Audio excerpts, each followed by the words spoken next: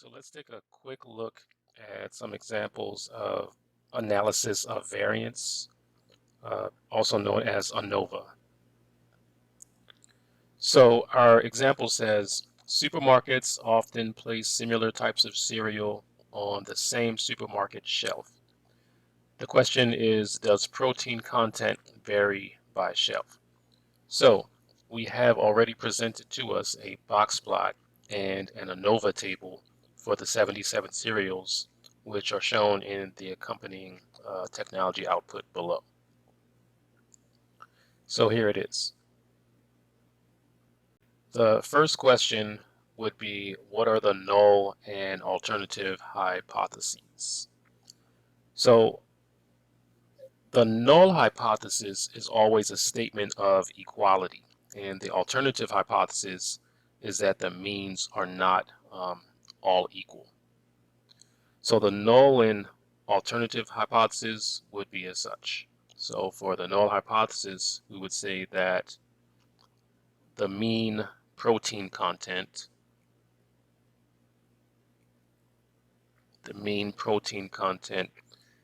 is the same, right? It's the same for each of the three shelves.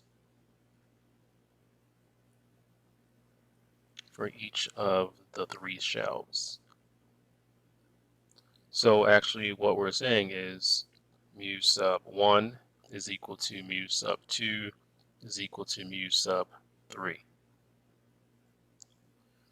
All right, and then we need the alternative hypotheses, right? And this is going to be that the means are not all equal. So we'll say that the mean protein content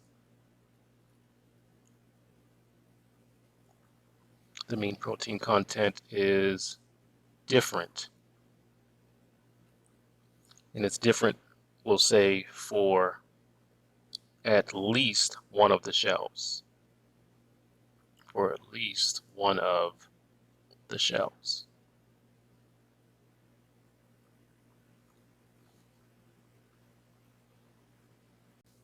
So our next question says, what does the ANOVA table say about the null hypothesis? So this was the table that was given at the beginning of the video. Feel free to rewind back. We're to use a significance level of alpha is equal to 0.05. So the p-value, that's the probability of seeing data that are like these, or something even less likely, given the null hypothesis. So a low enough p-value says that the observed data would be very unlikely if the null hypothesis were true. So first, let's identify the test statistic. That test statistic is going to be the F ratio. So you would just go back into the given ANOVA table, just rewind back, and you should be able to see the table, and you'll see that the F ratio, that test statistic, is going to be 10.6897. All right, and then we want to identify our p-value. So it's the p-value of the F ratio also given in the ANOVA table. So if you go back, you'll see that it was 0.0001. So we are told to reject H naught if the p-value, right, is less than alpha, and then conclude that there's significant or sufficient, I should say, evidence to suggest that the mean protein content of cereal on at least one shelf differs from that on other shelves. Otherwise, we would fail to reject H naught and then conclude that there's insufficient evidence to suggest that the mean protein content of cereal on at least one shelf differs from that on at least one other shelf. So now let's take a look at our next example. It says that the grade point averages of students participating in sports at a local college are to be compared. The data are listed in the cells when we take a look at StatCrunch. You'll get to see them then.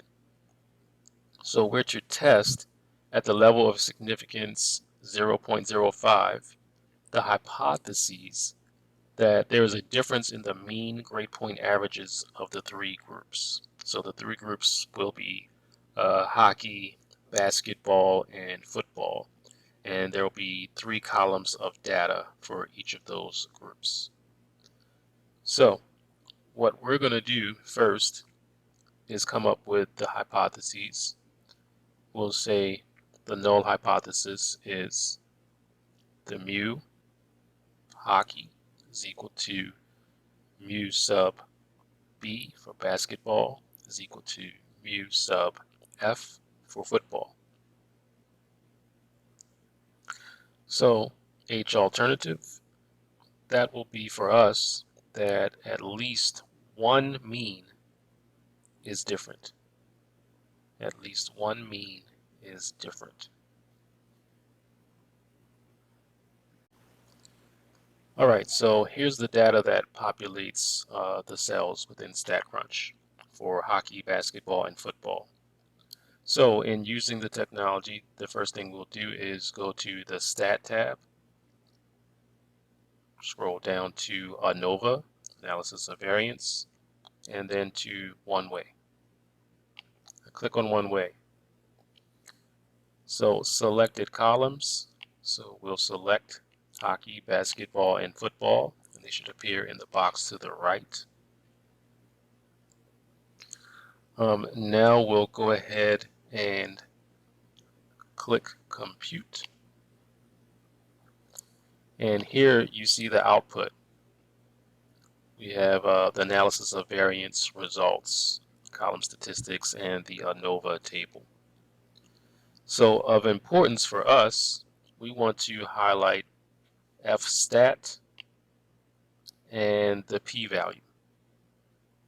Fstat and the p-value. So the fstat, that is 1.3453861, and the p-value is 0.2657. So I've copied the analysis of variance results onto the whiteboard so we could see it a little bit better. All right, so if we take a look at it, the f-stat is 1.34 or 1.35, and then we have the p-value. So from this, we go ahead and make a decision. So our p-value is 0.2657. Our alpha stated earlier was 0.05. And you see that the p-value is actually greater than alpha. So what does that tell us? That tells us to go ahead and to retain H naught. Thus, our statement should read, the sample data shows that there is not a difference in mean GPAs for the three groups.